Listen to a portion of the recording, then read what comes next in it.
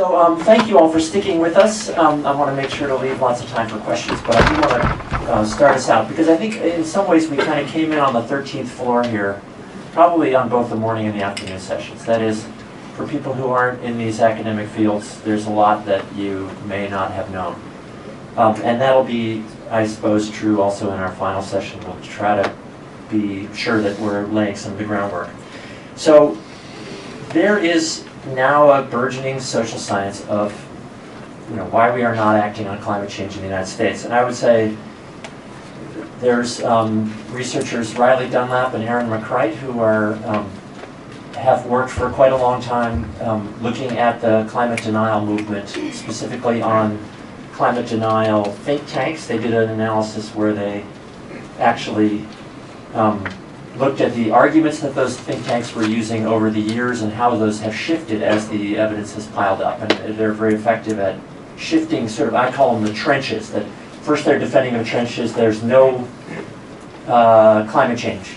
Then it's cyclical, or it's not human caused. And then when that's not defensible, then it's human caused, but it's not that bad. Or it's human caused and it's actually good. And then there's another trench behind that, which is it's human caused, it's bad, but we could spend the money better on other things like adapting or helping people overcome poverty, and that we can't change our style of life, and the economy is too fragile. And there's more trenches behind those, and we're beginning to see those trenches. There's always another trench, and they're very effective trenches because we keep fighting trench by trench. And as World War I historians know, it's a bloody battle, and it lasts way too long, and the bodies are starting to pile up.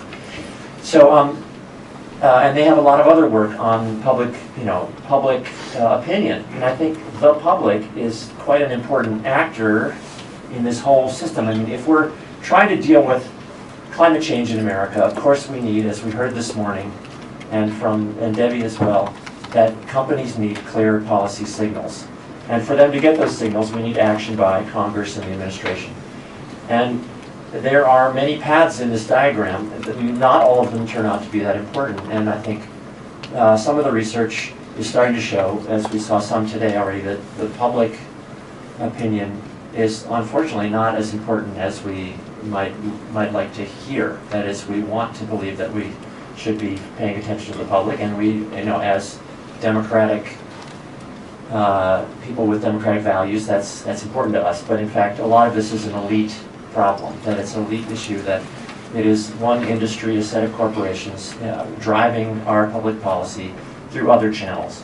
And if you ever watch the Sunday morning news shows, I think you'll get what I mean. The advertisements on there are almost all for military subcontractors and fossil fuel corporations, and others that are seeking to influence congressional staff, agency staff, and the sort of key actors in the middle of this organization. Bob Brule's research, a lot of his other research, he's sort of been the one who's been, I think, most actively trying to understand this map and characterizing different flows in this. So it's very exciting to have him here in Rhode Island working at Brown and with my lab group, and with hopefully we're hoping to support this kind of research emerging around the country. And he shows that in some other work that the spending, comparative spending of those who would oppose climate change action and those sort of environmental organizations that push for it, the spending ratios are about 4 to 1 in terms of lobbying. So there's 4 times as much spending. Am I getting that right?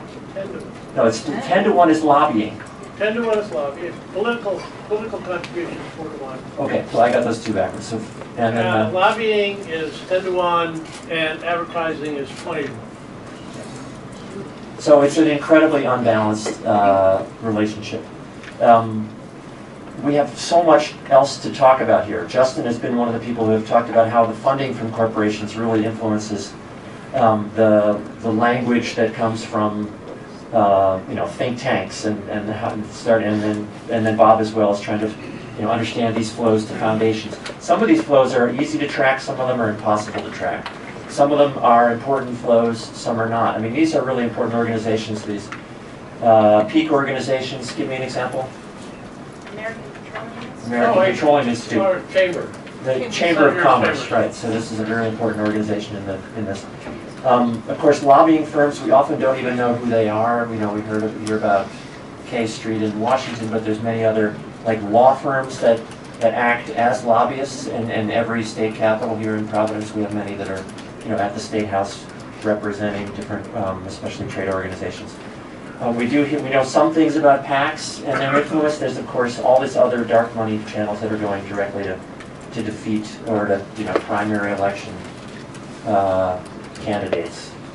And then there's of course these PR firms, and then there's these ad hoc organizations. So this is what the group led by Caroline Jones in my lab looked at and tried to characterize. Who are these different groups that are pulled together from different actors, from corporate members, and then also peak organizations, trade organizations, to try to defeat specific kinds of legislation on climate change. And they've, again, been extremely successful, 30 years of action. So I guess just as a way to start out a discussion in here, what do you all think are sort of the biggest research gaps and what's needed?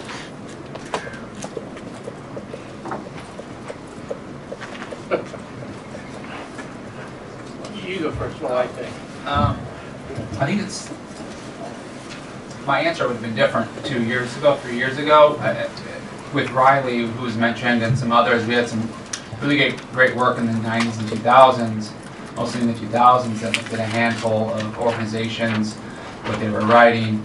But lately, some of the methods within data science and text analysis, social network analysis have really enabled us to get a handle on the network of folks and how they exchange information, how they, so it's not just money, right? It's information, it's ideas, strategies.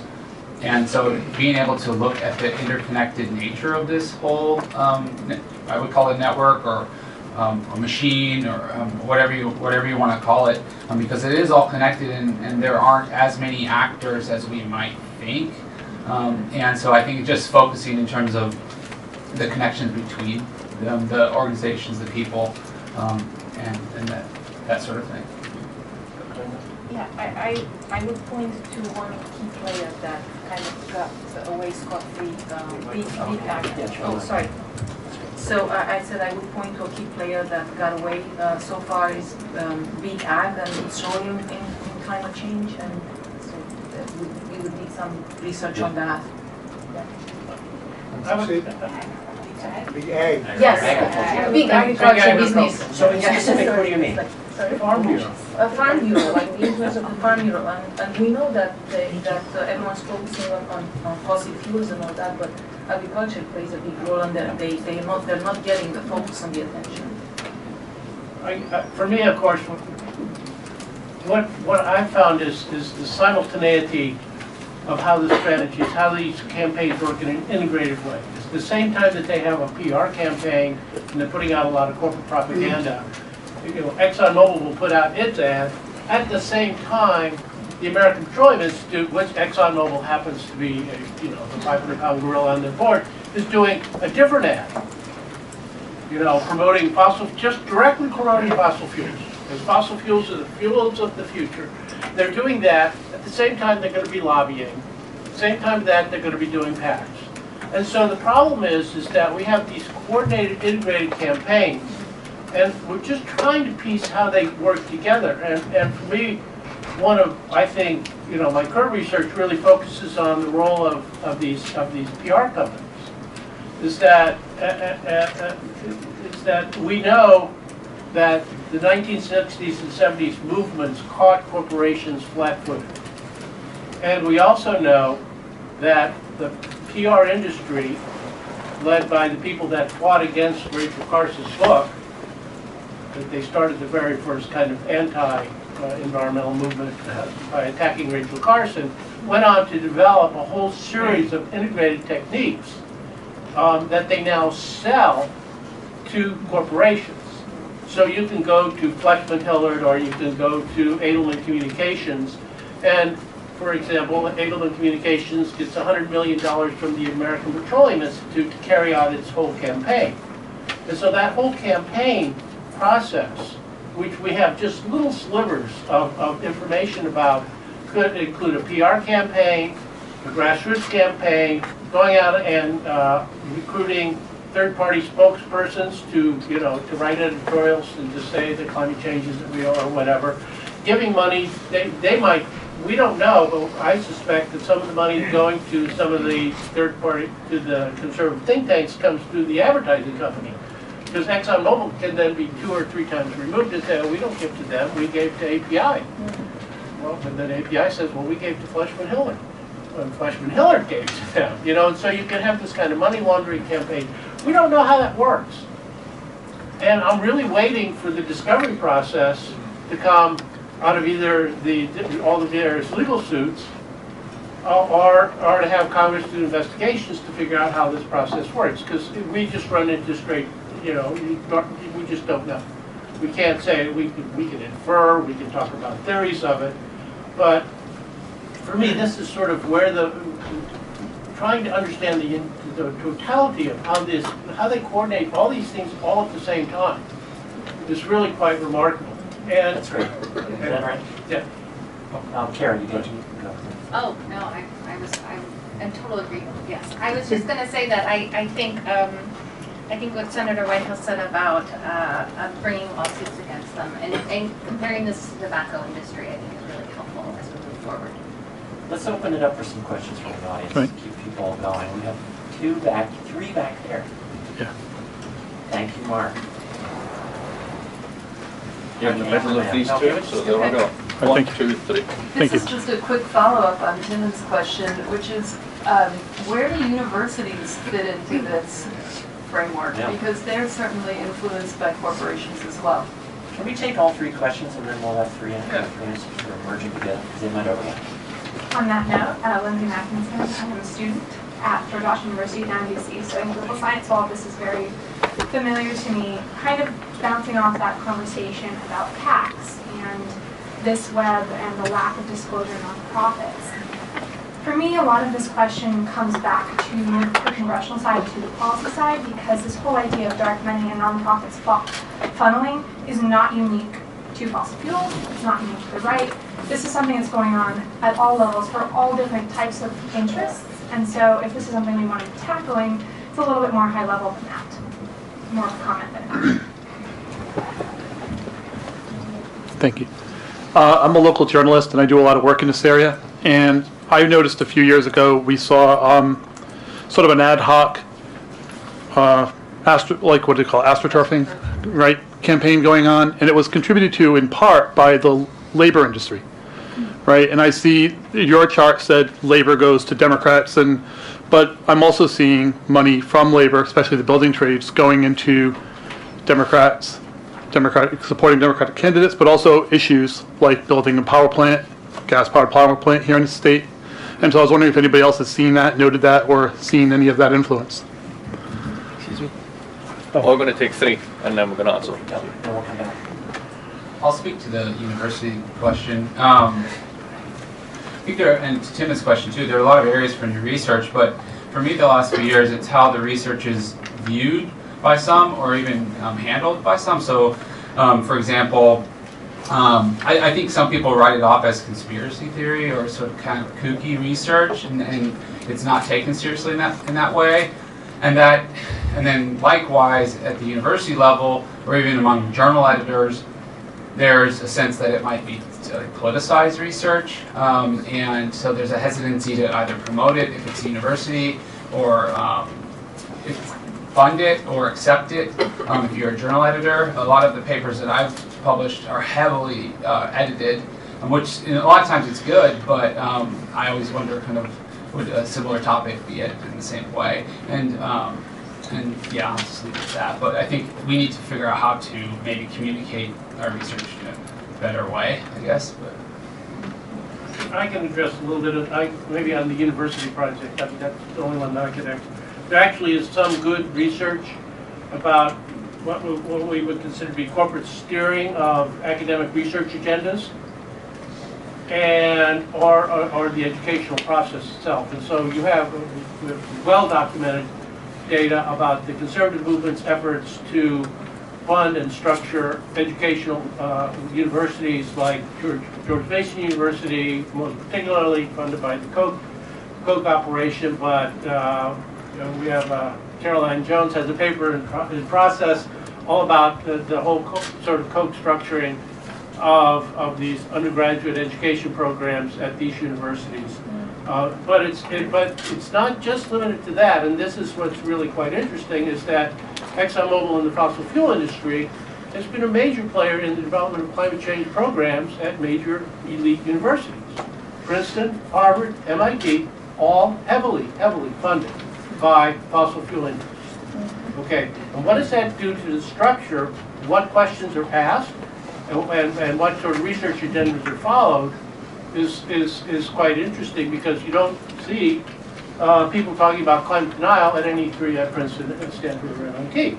It's just not a topic that they're comfortable doing. There's other things that they do, but it's certainly not investigating the funding flows to universities, including their own. And so you end up with what it ends up with, sort of putting a finger on the research agendas at different universities. And so when you give Stanford University's program, several $100 million to research alternative fuels, okay, that's alternative fuels, and that's what they're doing at Stanford. Does that crowd out other stuff at the university, or does that tilt the university? And I was at Stanford at the Center for Advanced Study up on the Hill there for a year, and it's really interesting is how the process at Stanford doesn't really, they just don't look in this area at all. It's just not there. It's not there at Harvard. I mean, they got Naomi Oreskes there, which would be really interesting to have her talk about her experiences at Harvard. I don't know how that's turned out, but that's an interesting phenomenon. But I think that there is that kind of steering, and it continues. And I know that the AGU had a great big battle about trying to get ExxonMobil out of steering, out of having influence over the American Geophysical Union. And I think ExxonMobil finally quit. Right. So do we have, anybody want to take a swing at the other two questions? I just want to make a comment about, I can't speak to local politics of the labor unions, but at least in my data, it's all clumped together, right? So, maybe there are some labor unions that are veering it one way, while the majority of them are veering it the other way. So it doesn't discount your experiences. Thank you. Labor isn't green. I know that. Nor are Democrats green. So let's take another round. Sorry, go ahead. Okay, this question is for Professor Farrell specifically. I saw you speak in DC a few months ago and again today, and both those studies I sort of noticed your use of technology and big data analytics and like AI stuff, which I hadn't been exposed to at all in this sort of field of sociology of this climate denial network we see on the screen here. So I was wondering if you could speak specifically on what people as a part of this coordinated academic effort can do to improve, to sort of learn from your methodological innovations and sort of, because we're working with so much material here, how can we streamline our processes using technology? Sure, yeah. The big thing is it's allowing us to ask new questions that we weren't able to ask before, and to get new data that we weren't able to get, or that isn't out there. And so there's so many things being digitized these days that we can collect a ton of information, right? And then when you have that, and like I showed, which I did, I had several million words of text, and other articles I've worked with, millions and millions of documents. And what do we do with that, right? And so you need to harness these methods to be able to find either it's like themes in text. So in one article, I coded all the climate denial literature that had ever been written up to 2013 or 14. And I can't read that on my own, right? But I was able to use a method called structural topic modeling that allowed me to get a handle on what was being said out there. Otherwise, it was just all noise. And so I'm all for using quote-unquote big data and all of that. I think it's great. But we still need to ask really basic research questions that you would ask with any other type of data. But the one thing I think is that this field of research is really, really hard because the data just aren't out there for you to get, right? You can, if you're working, I do some other work in my home state of Wyoming on energy, and I can download, Bureau of Economic Analysis data, I can download census data and all of that, and it's very easy. But this, we oftentimes have to create our own data sets. And so using these tools like natural language processing, where I can pull out all the names of people in these texts spanning 20-year span is great, and it allows me to get a handle on kind of what's going on and who's involved. But the big thing is to still focus on a research question and research design like you would in any other, topic. But just want to put in a plug. Professor will be coming next year to Brown, Rachel Wetz from Berkeley, who does a lot of this structural topic modeling on issues of climate change. It's going to be very exciting. Also, Tom Marlowe is leading a little project down the lab on Twitter discourses on climate change around the signing and the unsigning of the Paris Agreement. So anyway, there's so much that can be done. But this is going to be millions of tweets. Who's next? I wanted to get back to the question of what about other areas where this is happening, not just the environment, and also to Carrie's point about history, right? So how much of this are we studying now because it's relevant for climate change? Do we know what this looks like for other fields? When we look at history, Senator Whitehouse mentioned, cigarette and tobacco, but even if we look back further, if we look at the Food and Drug Act, there's a great book that just came out on the history, 40 years that it took to get it passed. Do we know what this looks like in other areas? Or are you studying both, or is this specialized? Do we think it's so different for different issues that we study it, issues specifically? I can respond to that. I mean, the history of sort of attacking the science misinformation, or what now goes under the rubric of what's called product defense, is kind of what the topic. And there's a whole series of books that really sort of go back to the controversy over lead. And then, the controversy over air pollution, which started after World War II. API was, they're saying, oh no, don't worry about air pollution, it's not a problem.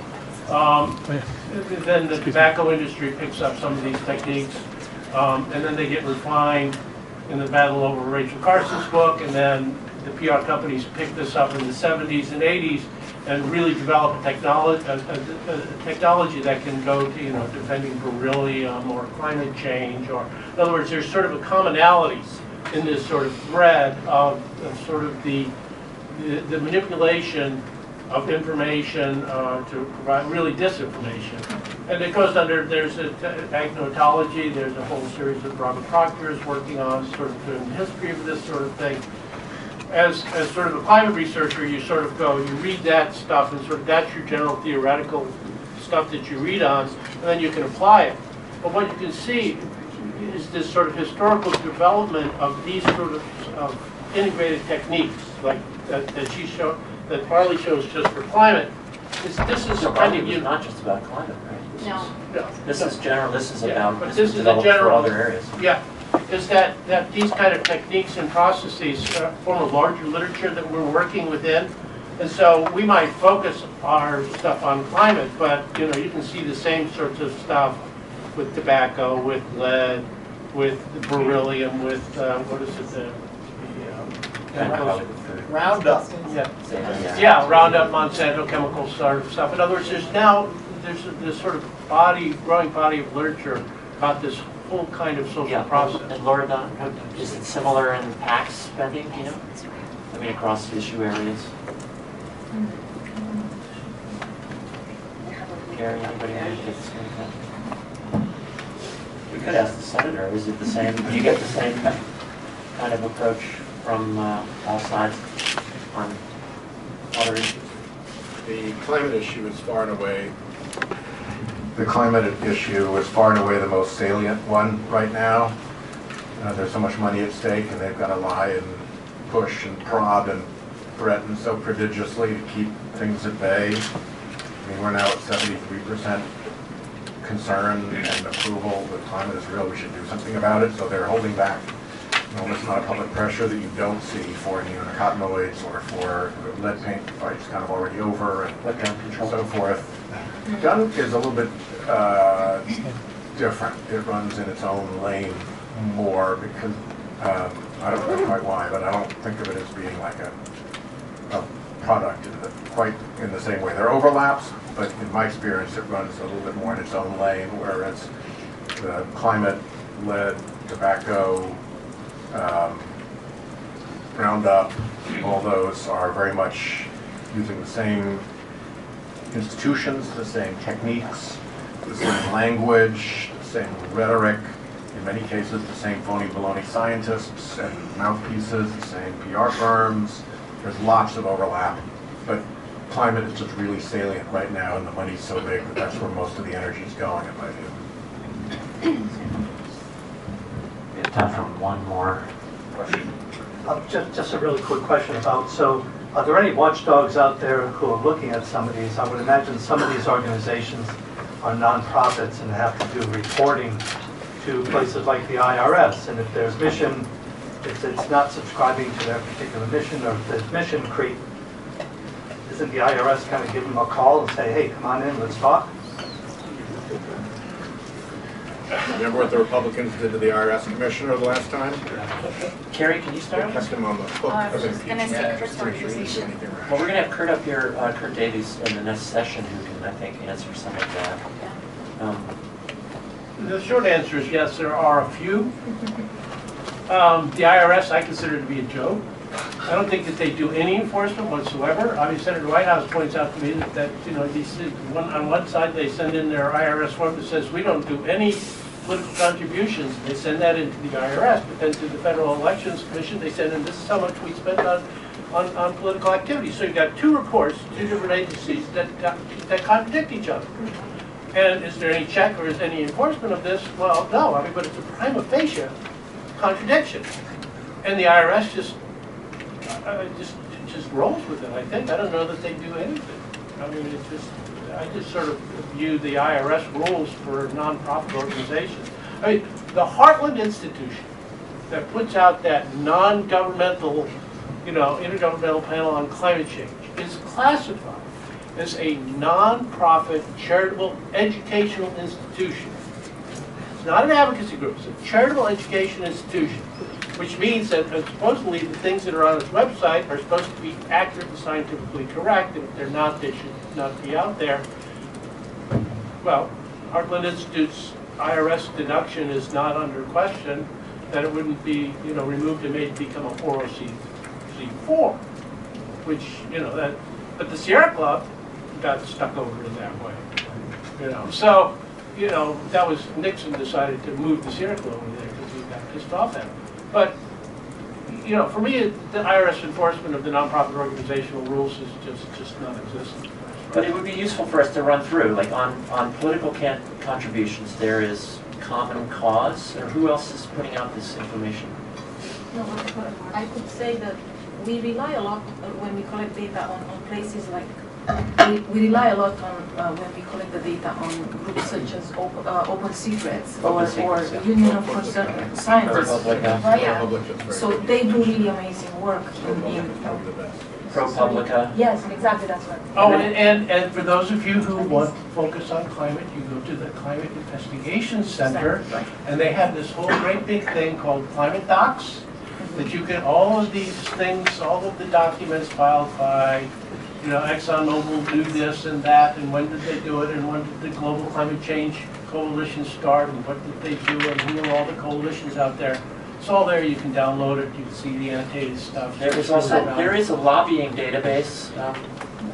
Yeah, that's open secret. Yeah, that's open secret, but they still rely upon like FEC data. I mean, they still go in and get, and IRS data, but that's why we need these third-party organizations like Climate Investigation Center and Open Secrets to kind of go in and distill them and clean them up and, present the bias that is there. They're very hard to use as raw data. Absolutely. It's highly problematic.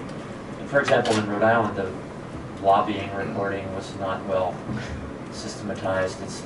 They tried to make it more rigorous in 2017, so you have no historical data really to be able to categorize this. We were unable to really characterize the flows of lobbying, funding for the state. Period. The data is bad. One footnote to this is the difficulty with just the funding flow through these foundations is none of it's digitized. So we didn't know anything about the Mercer Foundation until 2 years ago. Turns out they are the major funder of the Heartland Institute. They probably paid for this book. They've given them $6-something million in the last decade.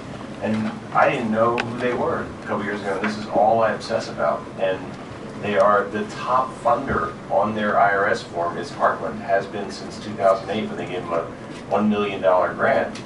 So, and by the way, also responsible for Steve Bannon and Kellyanne Conway being in the White House, and also Breitbart and Cambridge Analytica, the same family, two people at New Yorkers. So that's the kind of things we're dealing with. There are wild cards, and there are sort of entities of obtuse influence. They have extra. So let's well, let me look ahead. We're going to be able to continue this conversation after a coffee break. So we're taking a 15-minute coffee break.